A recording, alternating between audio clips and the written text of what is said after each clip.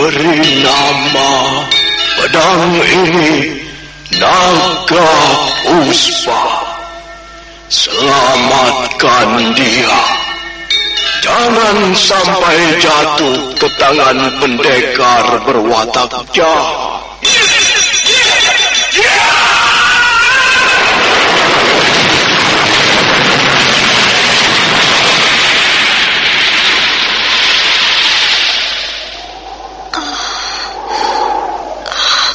Kakang Kamandanu, kau masih juga tidak percaya bahwa aku mencintaimu. Mesin, maafkan aku, Mesin. Mesin. Mesin!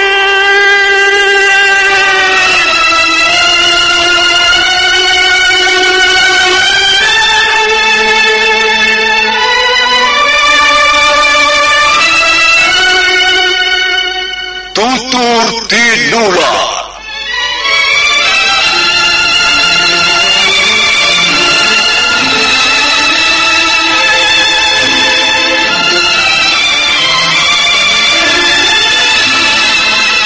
Sebuah sandiwara radio serial, produksi Sanggar Cerita dan Teater Sanggar Prativi. Sebuah kisah dengan latar belakang sejarah runtuhnya Singasari dan berdirinya Kerajaan Majapahit.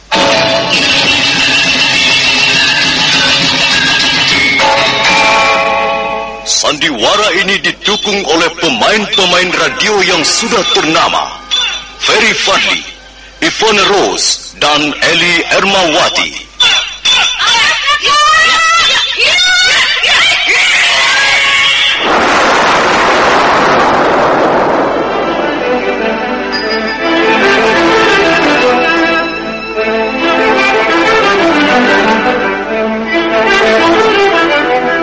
Naskah ditulis dan diolah oleh S. Tijab.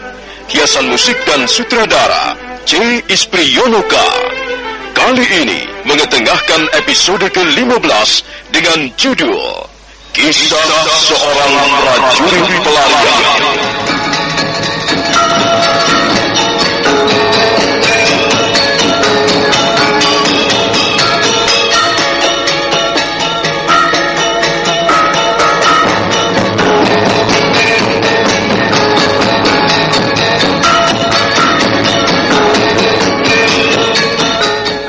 Seri ke-424 ini didukung oleh para pemain: Margaret sebagai Dewi Sambi, Heri Stiono sebagai Sang Rama Wijaya, Ferry Fadli sebagai Arya Kamandanu, Idris Apandi sebagai Ramapati, dan Asdi Suhastra pembawa cerita. Selamat menikmati.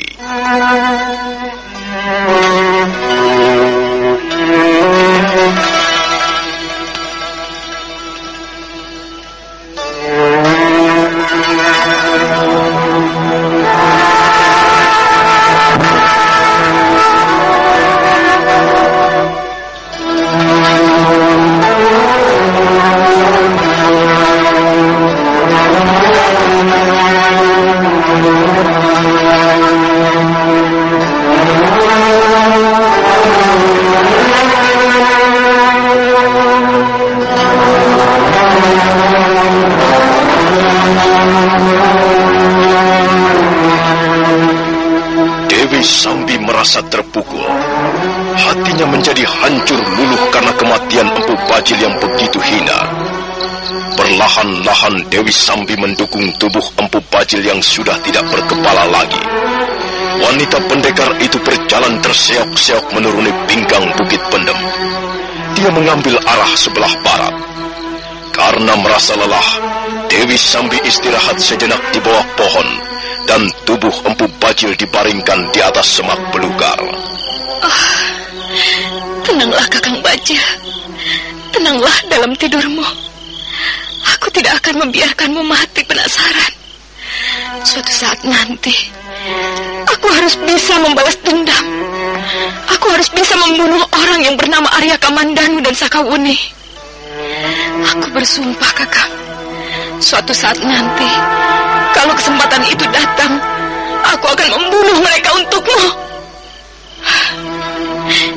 Tapi aku tidak boleh berlaku sembrono. Aku tidak mungkin melawan mereka secara terang-terangan. Aku tidak mungkin melawan mereka seorang diri. Aku harus menemukan sebuah cara yang jitu untuk membalas dendam.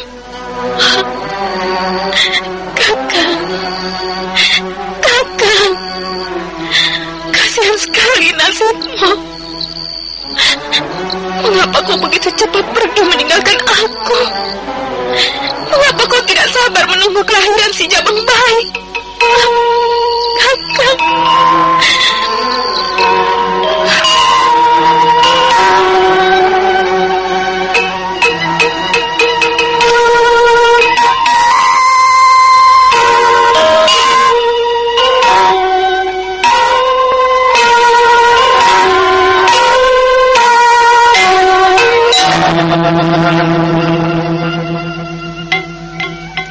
Setelah puas menangisi jenazah Empu Bajil, Dewi Sambi kembali bangkit. Kemudian dia kembali menggendong jenazah laki-laki yang selama ini menemaninya dalam setiap perjalanan. Wanita pendekar itu berjalan terseok-seok semakin jauh meninggalkan kaki Bukit Pendem. Dia terus mengambil arah barat, dan dia berjalan hingga fajar menyingsing.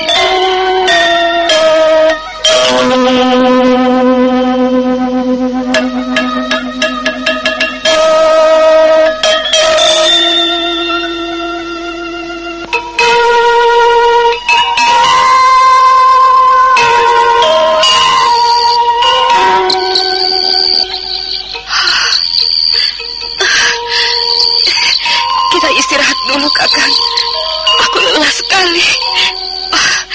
Aku takut Jabang Bayi ini nantinya mendapat cedera. Aku harus berhati-hati. Dia harus selamat lahir di muka bumi. Dia adalah anakmu, Kakang. Anak kita. Nah, aku telah menemukan sebuah cara. Sebuah cara yang sangat jitu untuk melampiaskan dendam Kusumat. Tapi aku harus berhati-hati menggunakan cara ini.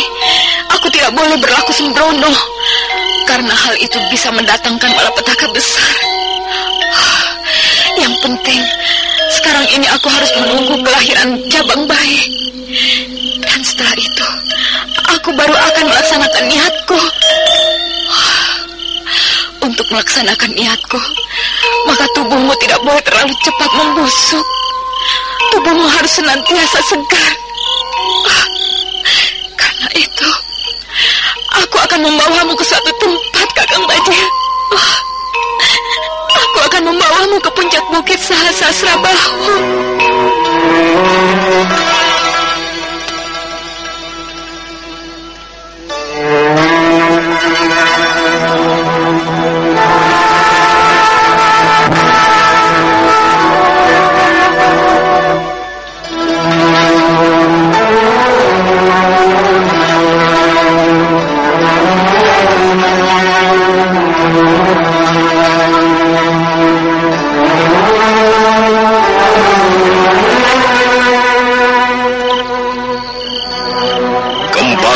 Sambil mendukung tubuh Empu Bajil meninggalkan tempat di mana dia beristirahat sejenak lamanya.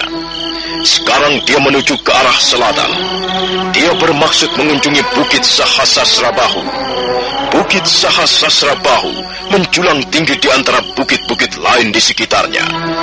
Sahasrahbahu artinya 1000 sinar. Jadi Bukit Sahasrahbahu juga terkenal dengan sebutan Bukit 1000 Sinar. Kesanalah Dewi Sambi sekarang menuju.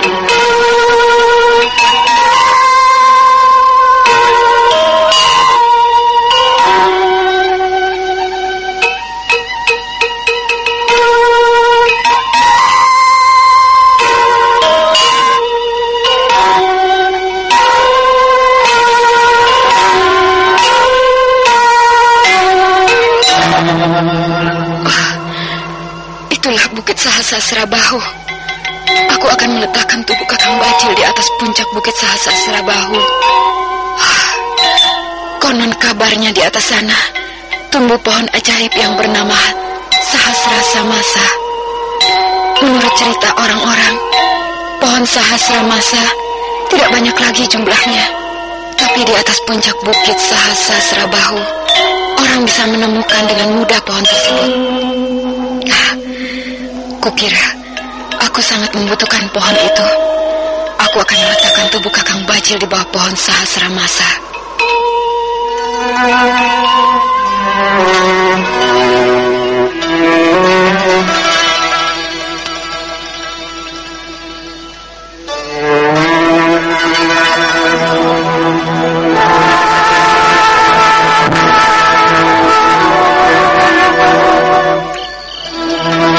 Hari sudah menjelang sore ketika Dewi Sambi kembali mendukung tubuh Empu Bajil.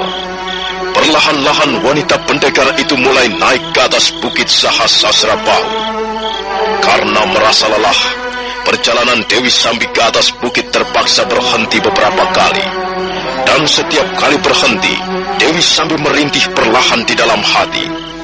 Dan setiap kali melihat tubuh Empu Bajil yang tidak berkepala, hati Dewi Sambi bagaikan disayat-sayat pisau tajam.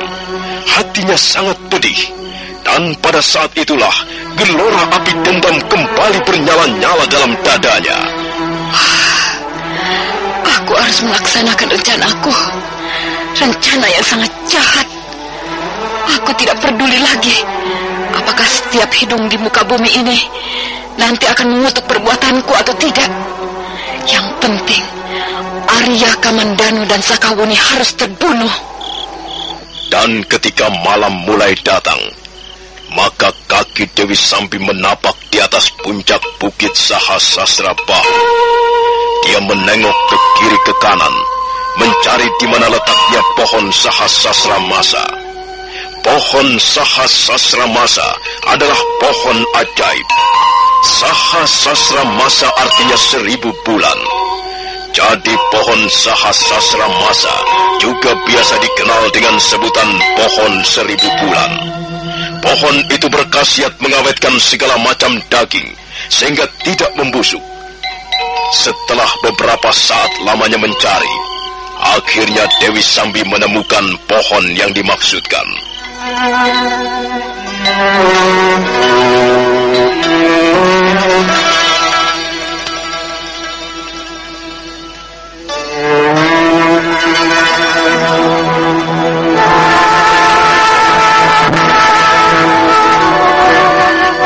Suasana di sekitar puncak bukit Sahasrabahu lengang dan sunyi. Dewi Sambi melihat beberapa bangkai binatang buas tergeletak di rumpun semak belukar, tak jauh dari letak tumbuhnya pohon Sahasramasa. Dan memang benar, bangkai itu tetap utuh, sama sekali tidak mengeluarkan aroma pembusukan. Daging dari bangkai binatang buas itu nampaknya masih tetap segar. Ada bangkai 3 ekor ular yang cukup besar, 2 bangkai babi hutan, dan 8 macam bangkai binatang buas yang lain, seperti seekor harimau tua dan 7 ekor bangkai serigala hutan. Semuanya masih tetap segar, sama sekali tidak membusuk. Dewi Sambi semakin yakin bahwa usahanya suatu ketika akan berhasil dengan baik. Perlahan-lahan wanita pendekar itu membaringkan tubuh Empu Bajil di bawah pohon Sahasramasa.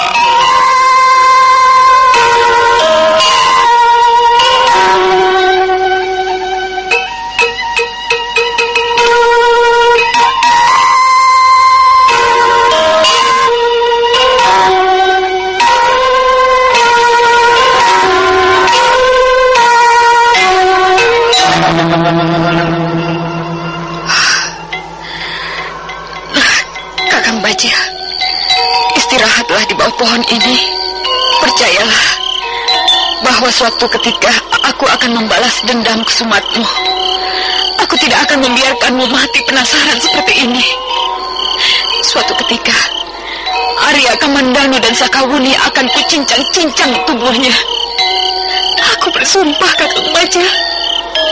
Aku bersumpah demi langit dan bumi, demi roh-roh jahat yang bergentayangan di puncak-puncak bukit, demi jin-jin yang bersemayam di muara-muara sungai, Demi arwah-arwah penasaran yang bergentayangan di hutan-hutan belantara, aku bersumpah, aku akan menggunakan segala macam cara untuk membunuh Arya Kamandanu dan Sakawuni.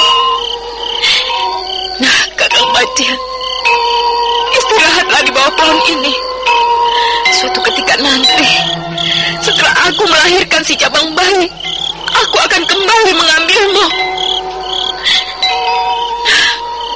Aku pergi dulu, Kakang Bajil. Aku harus menunggu beberapa bulan sebelum kembali ke tempat ini.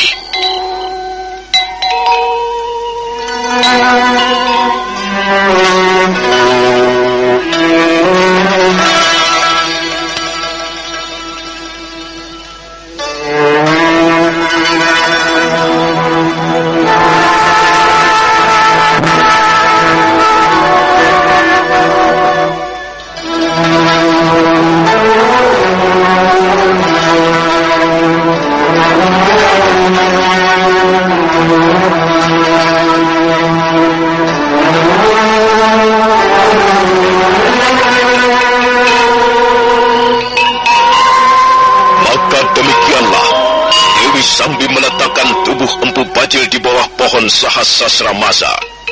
Dan setelah itu dia pun kembali melangkah menuruni puncak bukit Sahasrara Bahu. Entah kemana selanjutnya dia akan pergi, dia sendiri belum tahu. Tapi yang jelas, hanya satu idam-idaman yang sekarang ini menghantui hati nuraninya. Idam-idaman yang dilandasi para api dendam. Maka tekad itu pun semakin bulat. Setelah melahirkan bayinya nanti, Dewi Sambi bermaksud mencapai apa yang diidam-idamkannya. Tidak lain dan tidak bukan, ialah membunuh Arya Kamandanu dan Sakawuni.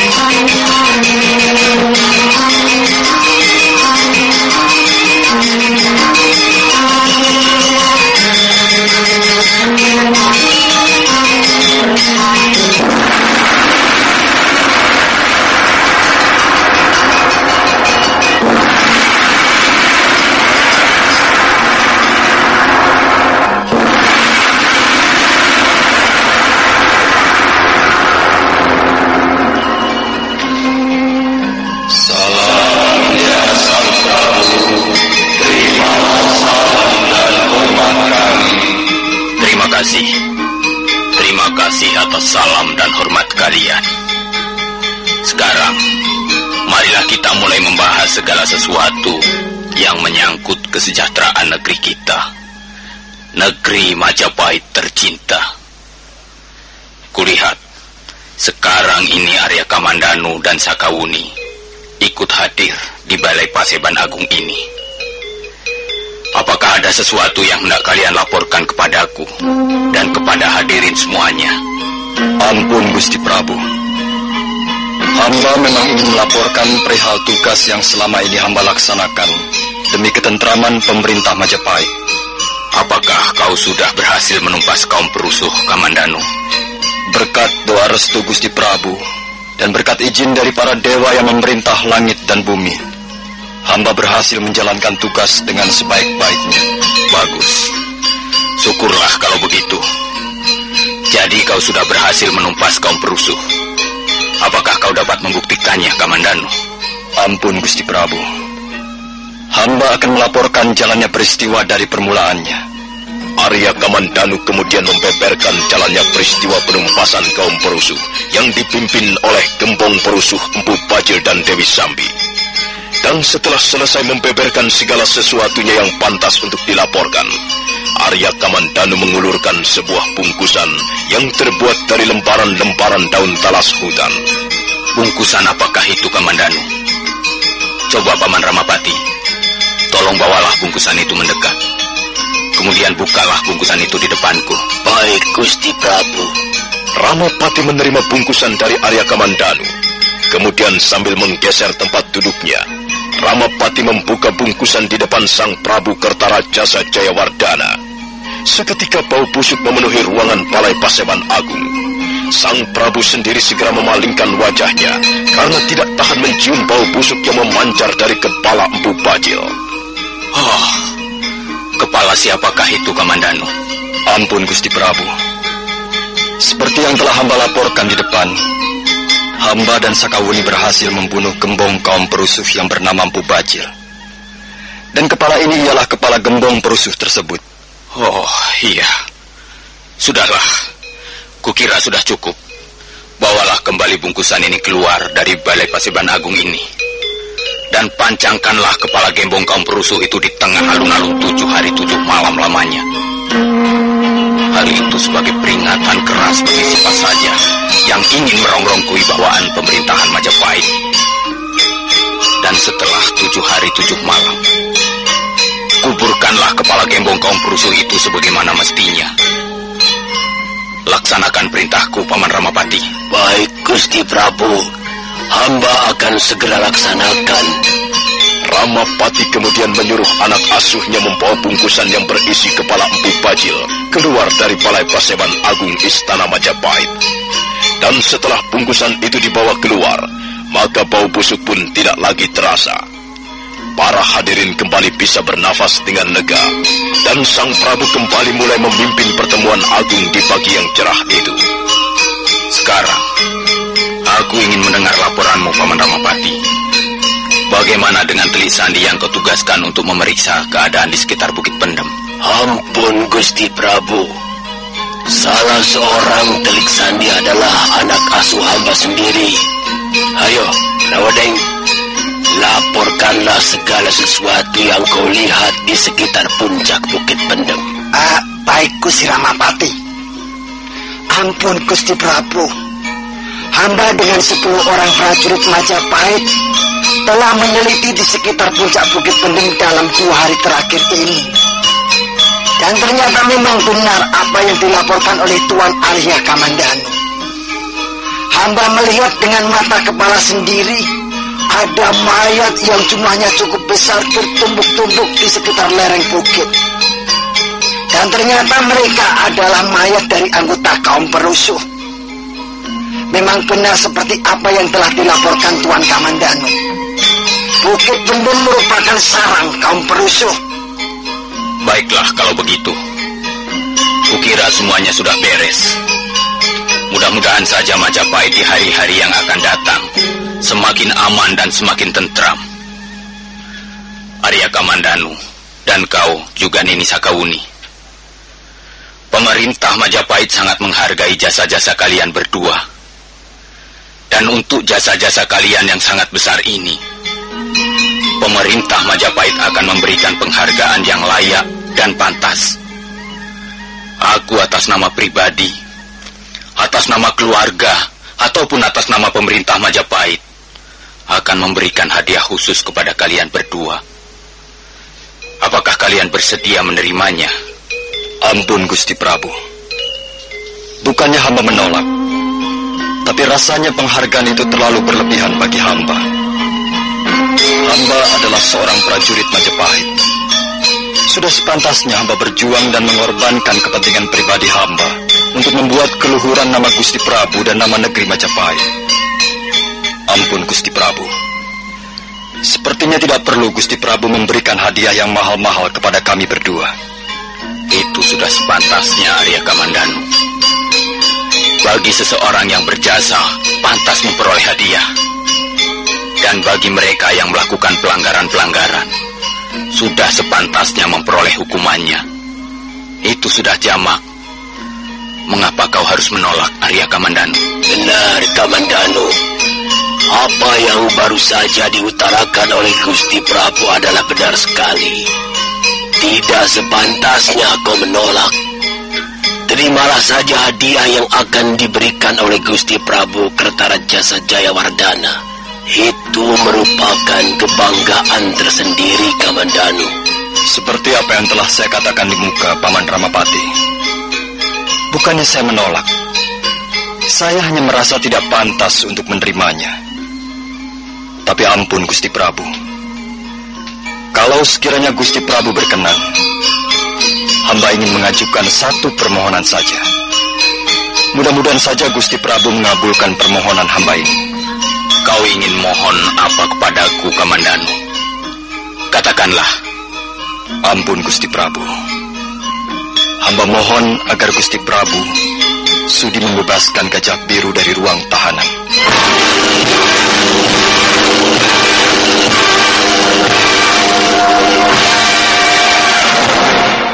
Begitu selesai mengucapkan kata-katanya, Arya Kamandanu menundukkan wajahnya ke lantai Paseban Agung. Demikian pula Sakawuni. Sementara Sang Prabu Kertarajasa Jayawardana tidak memberikan jawaban. Para hadirin saling memandang, tapi tidak seorang pun yang mengeluarkan kata-kata. Nah, saudara